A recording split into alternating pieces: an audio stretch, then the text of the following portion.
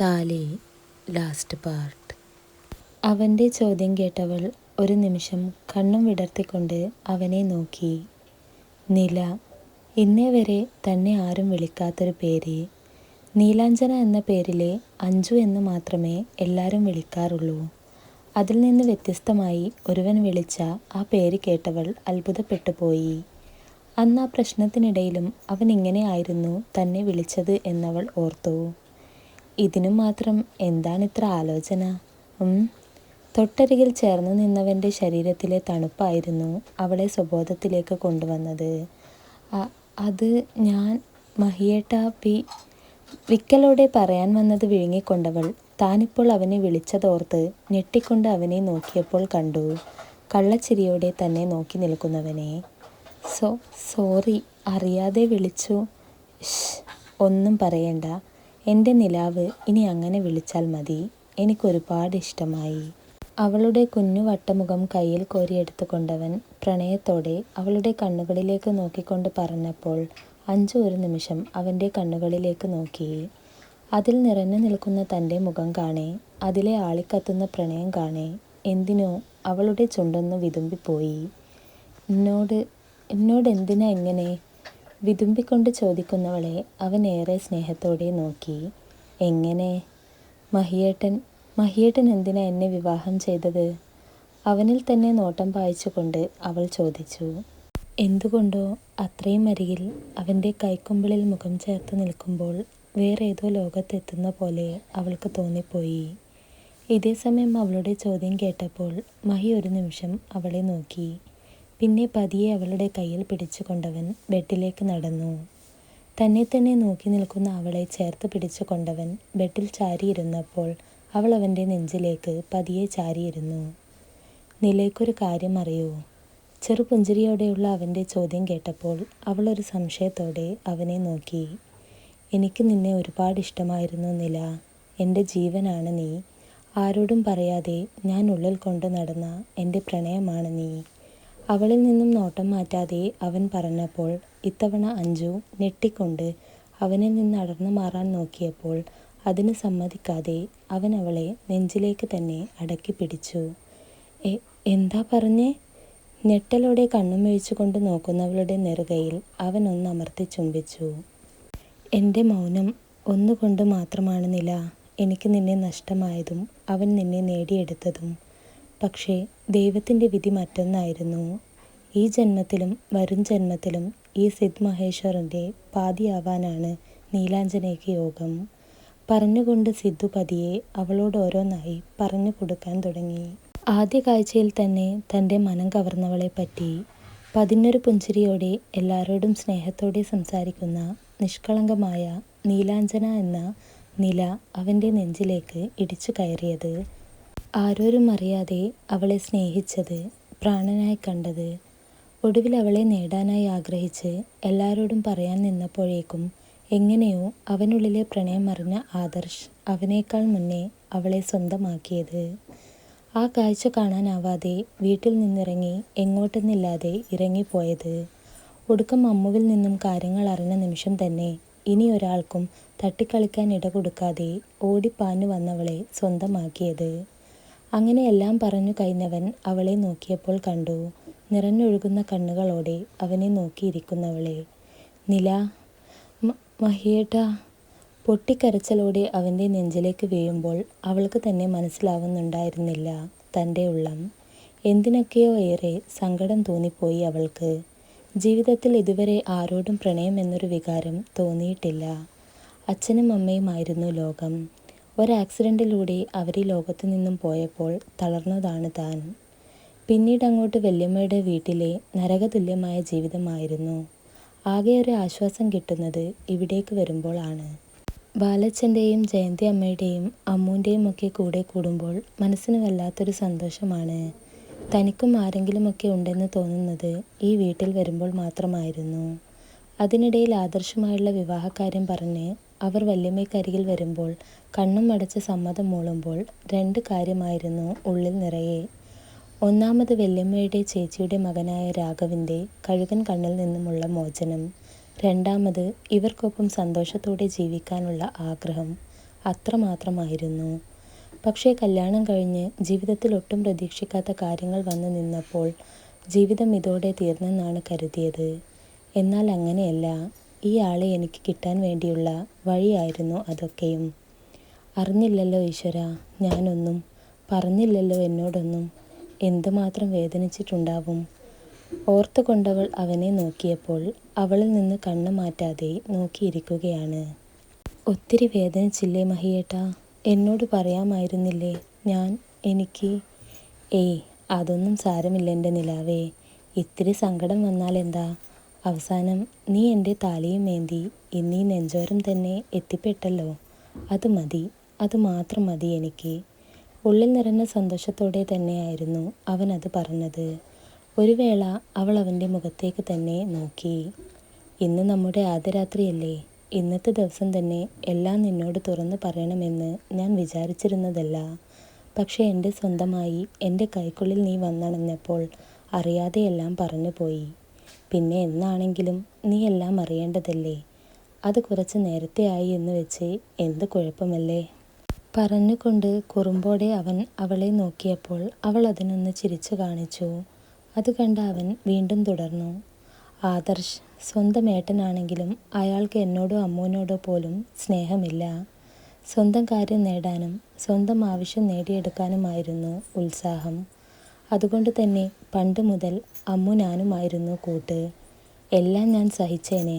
അല്ല, അച്ഛനെയും അമ്മയും ഓർത്ത് അയാൾ എന്നിൽ നിന്ന് വാശിയോടെ നേടിയെടുത്തതൊക്കെ വിട്ടുകൊടുത്തിട്ടേയുള്ളൂ.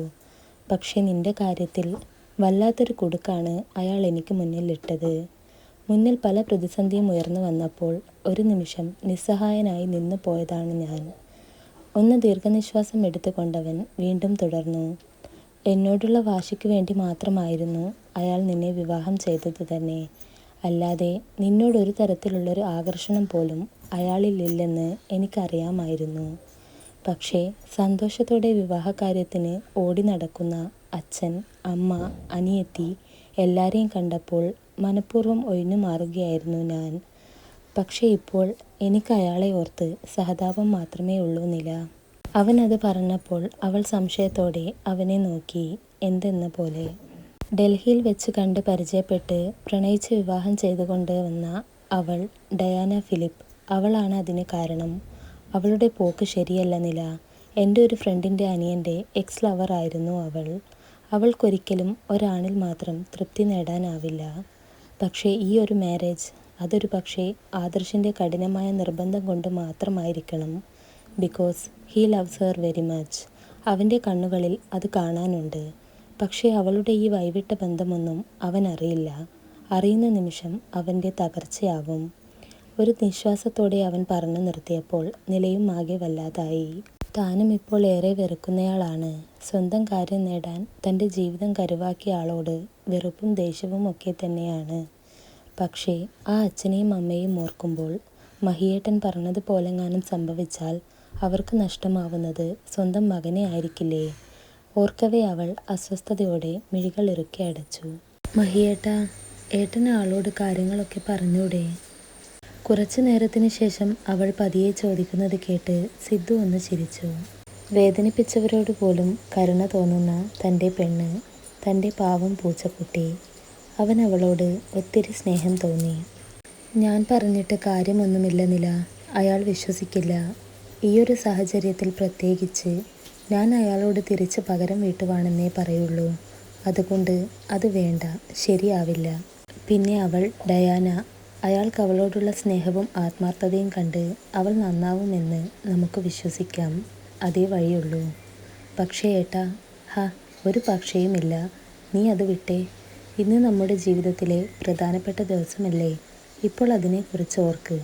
നിലയുടെ മൂക്കിലെ നീലക്കൽ മുക്കുത്തിയിൽ ഒന്ന് ചുംബിച്ചുകൊണ്ട് അവൻ പറഞ്ഞപ്പോൾ അവളുടെ കവിളുകൾ ചുവന്നു. നില, നിനക്കെന്നോട് ദേഷ്യമുണ്ടോടാ? ദേഷ്യമോ? എന്തിനു മഹിയേട്ടാ? ഒരിക്കലുമില്ല. ഈ ഒരു വിവാഹത്തിലൂടെ നിങ്ങൾ എനിക്കൊരു കുടുംബത്തെ തന്നില്ലേ? സന്തോഷം മാത്രമേ ഉള്ളൂ. ഓഹോ, അപ്പോൾ അത് മാത്രമേ ഉള്ളൂല്ലേ? എന്നെ ഇഷ്ടാണെന്ന് കൂടി പറ നിലാവേ. കൊഞ്ചിച്ചു കൊണ്ടവൻ പറഞ്ഞപ്പോൾ അവൾ അവനെ നാണത്തോടെ നോക്കി. എനിക്കും ഇപ്പോൾ മഹിയേട്ടനെ ഇഷ്ടമാവുന്നുണ്ട്. തൻ്റെ മറുപടിക്കായി ആകാംക്ഷയോടെ കാത്തു നിൽക്കുന്നവനെ നോക്കിക്കൊണ്ടവൾ പതിഞ്ഞൊരു ചിരിയോടെ പറഞ്ഞതും ആ നിമിഷം തന്നെ അവളെ ബെഡിലേക്ക് ചായ്ച്ചു കിടത്തിക്കൊണ്ടവൻ അവൾക്ക് മേലെ ചാഞ്ഞിരുന്നു. നില, ക്യാൻ ഐ കിസ് യു? കണ്ണും വീഴ്ച തൻ്റെ ഷർട്ടിൽ പിടിമുറുക്കിക്കൊണ്ട് കിടക്കുന്നവളുടെ ചുവന്ന ചെഞ്ചുണ്ടിലും പിടയുന്ന കണ്ണിലും നോക്കിക്കൊണ്ട് സിദ്ധു വളരെ പതിയെ ആർദ്രമായി ചോദിച്ചപ്പോൾ ഞെട്ടലോടെ വിടർന്നു നിന്നിരുന്ന ആ മിഴികൾ പിന്നൊരു സമ്മതത്തോടെ ചിമ്മി അടയുന്നത് കണ്ട സിദ്ധുവിൻ്റെ മുഖം അവളിലേക്ക് താഴ്ന്നു. അവളിലേക്ക് മുഖം അടുപ്പിച്ചു കൊണ്ടവൻ വളരെ പതിയെ അവളെ ചുംബിച്ചു തുടങ്ങിയപ്പോൾ വെപ്രാളത്തോടെ അവൾ അവനെ ചുറ്റിപ്പിടിച്ചു. അവൻ്റെ ചുംബനം സമയം നീങ്ങുന്നതിനനുസരിച്ച് വേഗതയേറുമ്പോൾ ചുംബനത്തോടൊപ്പം വായിൽ ഇരുമ്പ് ചുവ അറിഞ്ഞപ്പോൾ ശ്വാസം കിട്ടാത്തവൾ അവൻ്റെ നെഞ്ചിൽ പതിയെ തള്ളി. ആ നിമിഷം തന്നെ അവളിൽ നിന്നടർന്നു മാറിക്കൊണ്ടവൻ അവളുടെ കഴുത്തിൽ മുഖം പൂഴ്ത്തി കിതച്ചപ്പോൾ അവനേക്കാളേറെ കിതപ്പോടെ അവളുടെ കൈകളും അവനെ ചുറ്റി വരിഞ്ഞു. നില. കിതപ്പൊന്നടങ്ങിയതും ഒത്തിരി മോഹത്തോടെ അവൻ തനിക്കടിയിൽ കിടക്കുന്ന പെണ്ണിനെ വിളിച്ചു. അവനെ നോക്കാനാവാതെ തുടുത്ത മുഖത്തോടെ അവൾ വിളി കേട്ടതും സിദ്ധുവിൻ്റെ ചുണ്ടുകൾ അവളുടെ മുഖമാകെ ഓടി നടന്നു. വല്ലാത്തൊരു കൊതി തോന്നാ പെണ്ണെ നിന്നോട്. നിന്നിലെ ഓരോ അണുവിനോടും എന്നിലെ ഭ്രാന്തമായ പ്രണയം അതിർവരമ്പുകൾ ഭേദിച്ചുകൊണ്ട് നിന്നിലേക്ക് പകർത്താൻ കൊതി തോന്നുക എനിക്ക്. നിനക്ക് സമ്മതമാണോ ഈ രാവിലെ എൻ്റേതാവാൻ? വല്ലാത്തൊരാഗ്രഹത്തോടെ തൻ്റെ മുഖത്തേക്ക് നോക്കി ചോദിക്കുന്നവനെ അവൾ ഒരു നിമിഷം നോക്കിക്കിടന്നു. ശേഷം പതിയെ മുഖമുയർത്തിക്കൊണ്ട് അവൻ്റെ താടിത്തുമ്പിൽ ചുംബിച്ചു. സമ്മതം എന്നോണം. അത് മതിയായിരുന്നു അവൻ അവളിലേക്ക് ചായാൻ. ഒരിക്കൽ കൂടി അവൻ ആ ചെഞ്ചുണ്ടിലേക്ക് ചേക്കേറി. ഒടുവിൽ രാത്രിയിലെ ഏതോ യാമത്തിൽ ചെറുനോവോടെ അവൻ അവളെ സ്വന്തമാക്കുമ്പോൾ വിതുമ്പിക്കരയുന്നവളുടെ ചുണ്ടിൽ ചുണ്ടുകൾ ചേർത്ത് കൊണ്ടവൻ അവളുടെ വേദനയെ തൻ്റേതാക്കി മാറ്റി. ഏറെ നേരത്തിന് ശേഷം അവളിൽ നിന്നും പതിയെ അടർന്നു മാറി ബെഡിലേക്ക് കിടന്നു കൊണ്ടവൻ അവളെ പൊക്കിയെടുത്ത് തൻ്റെ മേലേക്ക് കയറ്റി തങ്ങൾക്ക് മേലെ പുതപ്പെടുത്ത് പുതച്ചു. ക്ഷീണിച്ചു പോയോ എൻ്റെ നിലാവ്? ഉറങ്ങിക്കോട്ടോ. വിയർപ്പിൽ കുതിർന്ന മുഖവും കൺമഷി പരന്ന മിഴികളുമായി തളർച്ചയോടെ നോക്കുന്നവളുടെ നെറുകയിൽ പതിയെ ചുംബിച്ചു കൊണ്ടവൻ പറഞ്ഞപ്പോൾ ഒന്ന് മൂളിക്കൊണ്ടവൾ അവൻ്റെ നെഞ്ചിലേക്ക് പതുങ്ങിക്കിടന്നു. Love you Nila. Love you too മഹിയേട്ടാ. പിന്നെയും കുറച്ചു നേരം കഴിഞ്ഞായിരുന്നു ഇരുവരും ഉറങ്ങിയത്. 2 കൊല്ലത്തിന് ശേഷം. ഏട്ടാ. സിദ്ധുവിൻ്റെ വിളിയിൽ ബാൽക്കണിയിൽ അകലേക്ക് നോക്കി നിൽക്കുകയായിരുന്ന ആദർശ് തിരിഞ്ഞു നോക്കി. പോയ കാര്യം എന്തായി? മടിച്ചുകൊണ്ടുള്ള അവൻ്റെ ചോദ്യം കേട്ടപ്പോൾ ആദർശിൻ്റെ കണ്ണിലൊരു നനവ് പടർന്നു. എല്ലാം കഴിഞ്ഞു സിദ്ധു. അവൾക്കെന്നെ വേണ്ടെന്ന്, വേറൊരുത്തനെ മതിയെന്ന്. ഇന്നത്തോടെ എല്ലാം തീർന്നു. ശൂന്യമായ മിഴികളോടെ പറയുന്നവനെ സിദ്ധു അലിവോടെ നോക്കി. കാര്യം ഇന്നേ വരെ തനിക്കെതിരെ തിരിഞ്ഞു നോവിച്ചവനാണെങ്കിലും ഇപ്പോഴത്തെ അവസ്ഥയിൽ സഹതാപം, സങ്കടം അല്ലാതെ വേറൊന്നും തോന്നുന്നില്ല. അന്നാ രാത്രിയിൽ നിലയോട് ഞാൻ പറഞ്ഞത് മുഴുവനും അക്ഷരം പ്രതി സത്യമാവുകയായിരുന്നു പിന്നീട്. കല്യാണം കഴിഞ്ഞ് ഒരാഴ്ച പിന്നിടുമ്പോൾ തന്നെ ഡയാനയ്ക്ക് ആദർശിനെയും ആ വീടും മടുത്തുപോയിരുന്നു. അവൻ്റെ ആ സ്നേഹവും കെയറിങ്ങുമെല്ലാം അവൾക്ക് ശല്യമാവാൻ തുടങ്ങിയപ്പോൾ അവർക്കിടയിൽ അഭിപ്രായ വ്യത്യാസവും കലഹങ്ങളും പതിവായി. അതിനിടയിൽ അമ്മുവിൽ നിന്നും അന്ന് ആ രാത്രി അറിഞ്ഞ സത്യങ്ങൾ എല്ലാവരും അറിഞ്ഞിരുന്നു. അതിൽ അച്ഛനും അമ്മയും ആദർശിനെ ഒരുപാട് കുറ്റപ്പെടുത്തിയപ്പോൾ മൗനമായി എല്ലാം ഏറ്റുവാങ്ങുന്നവനെ സിദ്ധു ഇത്തിരി അത്ഭുതത്തോടെയായിരുന്നു നോക്കിക്കണ്ടത്. അതിനേക്കാൾ എല്ലാവരെയും ഞെട്ടിച്ചത് ഒരു മാപ്പ് പറച്ചിലോടെ അഞ്ജുവിനടുത്തേക്ക് ചെന്നവനെ കണ്ടത് കൊണ്ടായിരുന്നു. അവൻ്റെ ഈ പ്രവൃത്തിക്കൊക്കെ കാരണം അവൻ്റെ ജീവിതമായിരുന്നു. ഡയാനയുമായുള്ള നിരന്തരം വഴക്കും നേരവും കാലവും നോക്കാതെയുള്ള അവളുടെ പുറത്തുപോക്കും അതിനെപ്പറ്റി ചോദിക്കുമ്പോൾ വെറുപ്പ് പിടിച്ച രീതിയിലുള്ള സംസാരങ്ങളും മറ്റും അവനെ അത്രമേൽ വേദനിപ്പിച്ചിരുന്നു. എല്ലാം കൊണ്ടും മനസ്സ് മടുത്തെങ്കിലും ഡയാനയെ ഒഴിവാക്കിക്കൊണ്ടുള്ള ഒരു ജീവിതം അവൻ ഒരിക്കലും ആഗ്രഹിച്ചിരുന്നില്ല. കാരണം അവൾ അവൻ്റെ ആദ്യ പ്രണയമായിരുന്നു. പക്ഷേ കുറച്ചു മാസങ്ങൾ പിന്നിട്ടപ്പോഴായിരുന്നു എല്ലാം തകിടം മറിഞ്ഞത്. ഒരു കാര്യവുമില്ലാതെ ആദർശിനോട് വഴക്കിട്ട് ഒരു ദിവസം രാത്രി വീട്ടിൽ നിന്നിറങ്ങിപ്പോയവൾക്ക് പിറകെ അവനും വണ്ടിയെടുത്ത് ചെന്ന ആ രാത്രിയിൽ അവൻ അറിഞ്ഞു സ്വന്തം ഭാര്യയുടെ ചരിത്രം മുഴുവനും. അവളറിയാതെ അവൾക്ക് പിറകെ ചെന്നവൻ കാണുന്നത് നടു റോഡിൽ വേറൊരുത്തനുമായി കെട്ടിപ്പിടിച്ചു നിൽക്കുന്ന അവളെയാണ്. ആ കാഴ്ചയിൽ അടിമുടിയെരിഞ്ഞ അവൻ ദേഷ്യത്തിൽ അവൾക്കടുത്തേക്ക് പാഞ്ഞു ചെന്നവളുടെ കവിളിൽ ആഞ്ഞടിച്ചപ്പോൾ സഹികെട്ട് അവൾ തന്നെ പറഞ്ഞതായിരുന്നു അവൾക്കവനെ വേണ്ടെന്ന്. പിന്നെയും അവൾ എന്തൊക്കെയോ പറഞ്ഞു അവളെക്കുറിച്ച്. ഒടുവിൽ അവൾക്ക് ഡിവോഴ്സ് വേണമെന്നും അവളുടെ ജീവിതത്തിൽ ഒരു ശല്യമായി ഇനി ഉണ്ടാവരുത് എന്നുമൊക്കെ പറഞ്ഞുകൊണ്ട് ആ ഒരുത്തൻ്റെ കൂടെ പോകുന്നവളെ നിർവികാരമായി നോക്കി നിൽക്കാൻ മാത്രമേ അന്നവനായുള്ളൂ. പിന്നെ എല്ലാം കണ്ണടച്ച് തുറക്കും പോലെ ആയിരുന്നു. അവളായി തന്നെ ഡിവോഴ്സിന് മുൻകൈ എടുത്ത് അവനിൽ നിന്ന് അകന്നു പോയി. എനിക്ക് വിഷമമൊന്നുമില്ല സിദ്ധു, ഇതൊക്കെ ഞാൻ അർഹിക്കുന്നതാണ്. നിന്നോടും മഞ്ജുവിനോടുമൊക്കെ ചെയ്ത തെറ്റിൻ്റെ പ്രതിഫലമാണിത്. എല്ലാം ഞാൻ അനുഭവിക്കണം, അതാണ് വിധി. നിറഞ്ഞ കണ്ണുകൾ അമർത്തി തുടച്ചുകൊണ്ട് പറയുന്നവൻ്റെ തോളിൽ ഒന്ന് പിടിച്ചമർത്തിക്കൊണ്ട് സിദ്ധു അവിടെ നിന്നും തിരിഞ്ഞു നടന്നു. ആ സമയം മുന്നിൽ നിൽക്കുന്നവനെ എന്ത് പറഞ്ഞ് ആശ്വസിപ്പിക്കണമെന്ന് അവനും അറിയില്ലായിരുന്നു. ഓരോന്നോർത്തുകൊണ്ട് മുറിയിലേക്ക് കയറിയ അവൻ കാണുന്നത് മിററിന് മുന്നിൽ നിന്നൊരു കുഞ്ഞു പുഞ്ചിരിയോടെ ചെറുവീർത്തു വന്ന തൻ്റെ വയറിൽ തലോടി നിൽക്കുന്ന ഒരുവളെയാണ്. മഹിയുടെ നിലയ്ക്കിപ്പോൾ 5-ാം മാസമാണ്. തങ്ങളുടെ പൊന്നോമനേക്കായുള്ള കാത്തിരിപ്പിലാണ് അവരിപ്പോൾ. മഹിയേട്ടാ, എവിടെ പോയതാ? കണ്ണാടിയിൽ കൂടി തൻ്റെ പിറകിലൂടെ വന്ന് ചേർത്ത് പിടിച്ചവൻ്റെ നെഞ്ചിലേക്ക് ചാരിക്കൊണ്ടവൾ ചോദിച്ചു. ഞാനൊന്ന് ഏട്ടനെ കാണാൻ പോയതാ നില. ഇന്നല്ലായിരുന്നു ഡിവോഴ്സ്. വല്ലായ്മയോടെ അവൻ പറഞ്ഞപ്പോൾ അവളുടെ മുഖത്തും സങ്കടം നിറഞ്ഞു. എത്ര തന്നെ ദേഷ്യമാണെങ്കിലും അന്നവൻ ആത്മാർത്ഥമായി മാപ്പ് പറഞ്ഞപ്പോൾ താനും ക്ഷമിച്ചതാണ്. പിന്നെ അയാൾ കാരണം തനിക്ക് തന്നെ ജീവനേക്കാളേറെ സ്നേഹിക്കുന്ന മഹിയേട്ടനെ കിട്ടിയല്ലോ. പിന്നെയും വെറുപ്പ് കാണിച്ചു നടന്നിട്ട് എന്ത് കാര്യം? ജീവിതം ഒന്നല്ലേ ഉള്ളൂ. അച്ഛനും അമ്മയും എന്തു പറഞ്ഞു ഏട്ടാ? എന്ത് പറയാനാ നില? ഏട്ടനെ ഈ കോലത്തിൽ കാണാൻ ഇവിടെ ആർക്കും കഴിയുന്നില്ലല്ലോ. ജോലിക്ക് പോകാതെ അലസമായി മുറിയിൽ തന്നെ കഴിയുവല്ലേ. ഇനിയെങ്കിലും എല്ലാം മറന്ന് ജീവിച്ചു തുടങ്ങിയാൽ മതിയായിരുന്നു. അവനൊരു ദീർഘനിശ്വാസത്തോടെ പറഞ്ഞുകൊണ്ട് അവളെയും ചേർത്ത് പിടിച്ച് സോഫയിലേക്കിരുന്നു. പിന്നെ കുറച്ചു നേരം ഇരുവരും നിശബ്ദമായിരുന്നു.